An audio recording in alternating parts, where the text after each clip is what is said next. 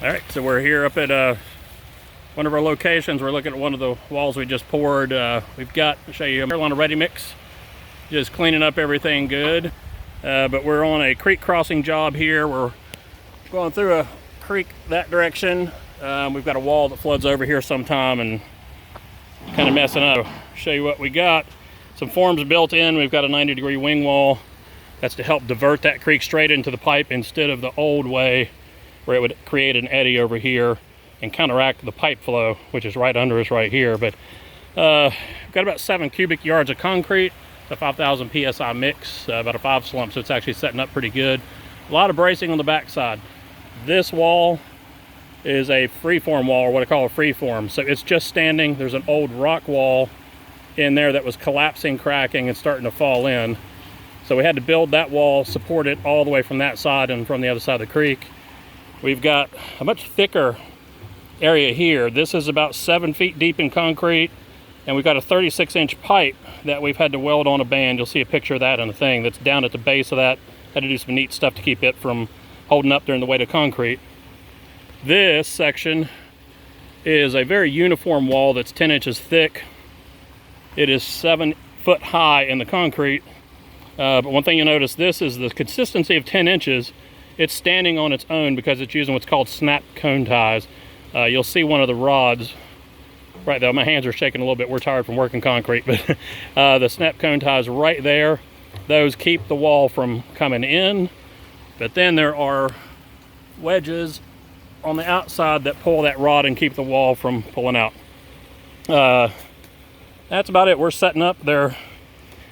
Some of my cool people here have made an awesome creation. This is really just going to blend in nice with the creek area. Bev down there. Beverly. Wave, Beverly. She's finishing the end down there with some rock. And Dustin is doing the top part here. Say hello, Dustin. Hello, Dustin. He's finishing the last corner up here, but really trying to blend this in. And so once people drive by, we have some old nice columns here made out of stone. One's here, so we're really just trying to blend this into the environment a lot better. But I'll show you one more thing before we wrap this one up, take a quick break. But you'll see here, let me get across here. You see bracing coming from all kinds of angles. We just predict where the pressure is loaded, but something kind of cool, we're actually using some E-track in some of the places, stuff you use on a cargo trailer. We can clip these things in, move them around, adjust, put the 2x4s up in there.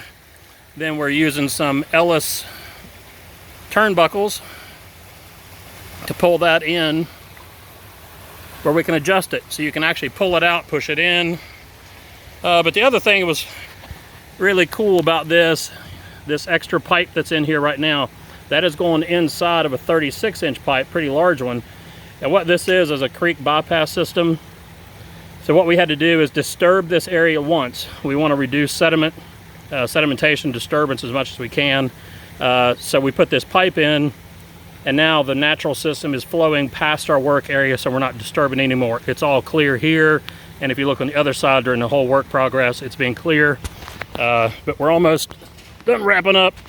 I'm going to go take a break for the day. This is LLP Contracting and my cool people back there, and Bev somewhere over there. I can't do this upside down. But y'all have a good day, and we'll talk to you soon. Bye.